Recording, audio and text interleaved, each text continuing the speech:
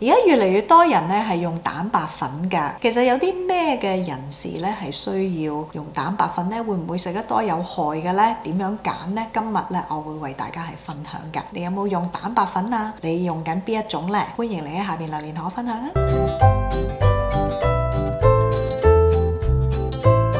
各位朋友，大家好，我係營養師媽媽 Priscilla。今日咧想同大家分享下蛋白粉㗎。之前咧我有啲影片分享膠原蛋白啦，咁已經有啲朋友問我可唔可以講下蛋白粉啊，或者膠原蛋白粉同蛋白粉有咩分別啦？蛋白粉咧係咪需要食先？咁同埋邊啲人係需要㗎？嗱，蛋白質咧隨着咧年齡嘅增加啦，或者係需要增肌啦，或者某啲嘅病患咧，的而且嗰個蛋白質嘅需要量咧係增加嘅。如果你嘅蛋白質需要量係增加啦，但係你唔能夠喺天然食物裏邊食得夠蛋白質嘅時候咧，蛋白粉咧都可能係一個你可以考慮嘅選擇嚟㗎。一般健康嘅人士咧，嗰個蛋白質嘅需要咧，大概係每公斤體重咧就係0.8克嘅蛋白質㗎。譬如以一個80公斤嘅人士嚟講啦，每日咧大概需要64克嘅蛋白質，咁嗰度相等於咧大概係6兩嘅魚或者肉啦，一個手掌心嘅肉類咧，大概咧就係講緊3兩啦。咁如果你每一餐都有食到一個手掌心嘅肉類嘅話咧，60克嘅蛋白質咧唔難達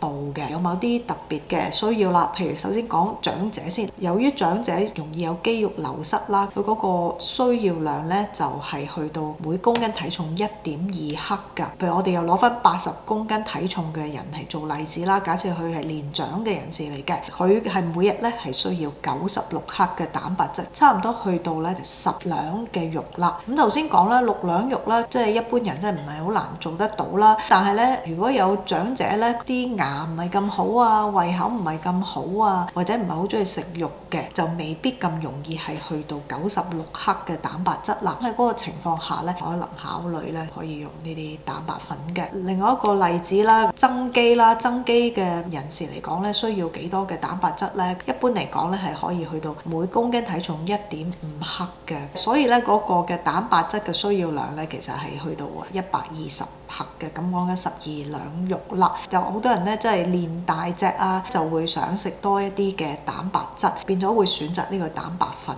如果你話120克嘅蛋白質嚟講，可能要食12兩肉。肉類咧最大嘅問題咧，佢唔單止有蛋白質，咁佢同時又會有飽和脂肪啊、膽固醇啊，唔係咁適合咧食咁大量嘅。蛋白粉嘅好處咧就係佢唔需要喺額外攝取過多嘅脂肪啊、膽固醇嘅情況下咧，就攝取多啲嘅蛋白質嘅。另外一個例子咧，就譬如癌症患者啦，癌症患者係應該食一個咧高蛋白嘅飲食，幫助身體係應付一啲嘅治療嘅需要啦，同埋保存身體嘅肌肉啦，等身體啦復原得好一啲嘅。癌症患者咧每公斤體重嘅需要咧，其實都係1.2至1.5克嘅，嗰個需要量亦都係一樣啦。其實睇翻病患咧嗰個胃口咧，即係食得好冇。如果天然食物食唔夠嘅時候咧，係可以用蛋白粉去補充嘅。有啲人咧有肌少症嘅問題啦，身體冇晒肌肉啦，都可以係特別留意到需唔需要用蛋白粉去補充翻一啲嘅蛋白質嘅。蛋白粉咧係補充到幾多嘅蛋白質咧？點樣去配合平時嘅飲食咧？譬如以呢一個蛋白粉嘅飲品為例啦，一盒咧就35克啦，已經係俾到24克嘅蛋白質㗎啦。即係我睇過唔同嘅蛋白粉嘅飲品咧，大概都係嗰個範圍嘅。24克咧，大概咧係等於3安士嘅牛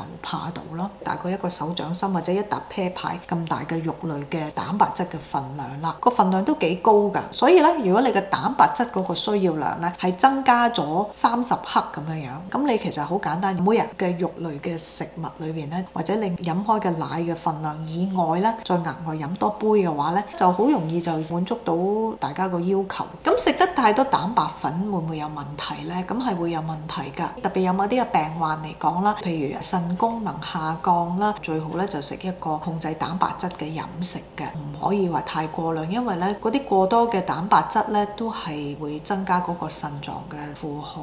咁另外咧就係譬如一啲肝功能衰退、肝病嘅話咧，係有機會要控制呢個蛋白質嘅。我有啲人咧係譬如食蛋白粉係去減肥食蛋白粉就未必一定減到㗎。咁如果咧唔控制佢本身個飲食嘅話咧，其實咧有機會你額外加咗蛋白粉，其實仲肥嘅。蛋白質咧食過量咧，你身體都係會轉化成為脂肪嘅，都係額外嘅熱量啊嘛。蛋白粉咧就未必一定係幫到減肥嘅，但係減肥咧係需要保存個肌肉啦，唔好話減重減晒啲肌肉去啦。冇錯，要有足夠嘅蛋白質，但係咧呢啲嘅蛋白粉咧，除非有啲人咧係會用呢啲蛋白粉整一啲 protein shake 咁樣去取代翻正餐嗰種咧係一個方法嚟嘅。咁但係咧蛋白粉本身咧就唔係話一個減肥嘅工具嚟嘅，睇下你點樣用佢嘅啫。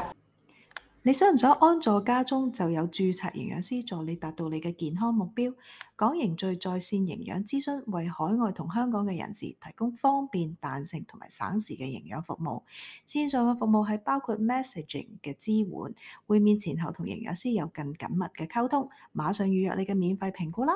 首先講下咧蛋白粉嘅種類啦。蛋白粉咧，我會分為兩大類，有味同埋冇味嘅。冇味嗰啲咧嘅蛋白粉咧，佢冇添加其他嘅嘢嘅，亦都冇一啲香料入去，譬如唔好話朱古力味啊、雲呢拿味咁樣樣。佢係用嚟咧加入一啲唔同嘅食物裏面㗎。咁譬如可以放粥啊、嘅飲品啊咁啦。冇味嗰啲嘅蛋白粉咧，有一類咧俾啲譬如癌症嘅病人啊，或者好需要增重嘅病人，冇胃口或者飲唔到另外額外一杯嘅蛋白嘅飲品嘅時候咧，但係佢需要補充蛋白質啦，係加入平時唔同嘅食物裏邊嘅。呢一類嘅蛋白粉咧，個溶解度高啦，同埋佢係濃度高啦，咁所以佢價錢亦都會係貴一啲嘅。第二類咧就係有味㗎啦，咁其實英文咧我哋叫做 protein shake。protein shake 咧好多時候係你加水飲嘅，通常有啲味啦，可能係朱古力味啊、雲呢拿味啊。加咗水之後咧，好似一杯飲品。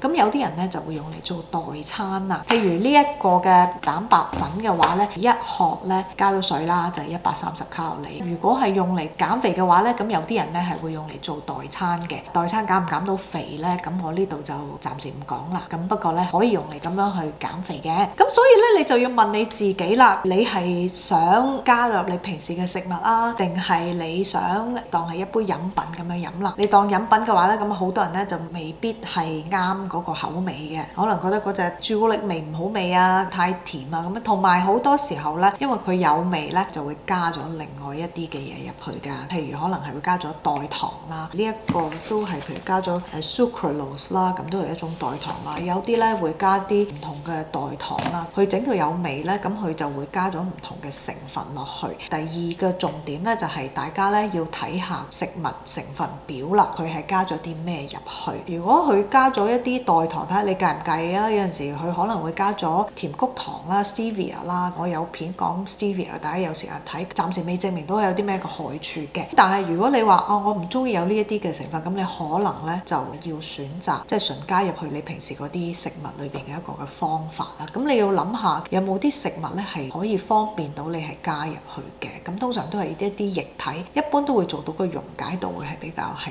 高一啲，方便加入唔同嘅飲品，係增加嗰個蛋白質嘅攝取咯。第三方面咧就係佢嘅蛋白質嘅成分係啲乜嘢啦？佢用咗邊一種嘅蛋白質係嚟做嘅？首先你要問下自己咧，你食邊一類型嘅蛋白質嘅？咁如果你素食者嘅話咧，就要揀一啲 vegan 嘅 protein powder 啦。一般嘅市面上嘅蛋白粉咧都係牛奶蛋白做嘅，動物性嘅啦，就係 whey protein 佔多嘅。講 whey protein 咧，中文係乳清蛋白啦。乳清蛋白咧其實係牛奶最容易消化、吸收同埋製造肌肉嗰部分嚟嘅。我哋成日話母乳點解好咧？其實佢個乳清蛋白個成分係非常之高嘅，對 BB 係好好嘅。我哋成日講話啲奶粉冇咁容易消化啊，咁嗰啲咧其實就係嗰個酪蛋白 casein 嗰部分。我哋揀蛋白粉嘅話咧，其實我哋就係揾一啲用 whey protein 做乳清蛋白啊。乳清蛋白咧有兩類啦，一類咧就係 whey whey isolate， 一種咧就係 whey concentrate。whey isolate 咧係嗰個蛋白質成分係最高㗎啦。咁因為佢真係抽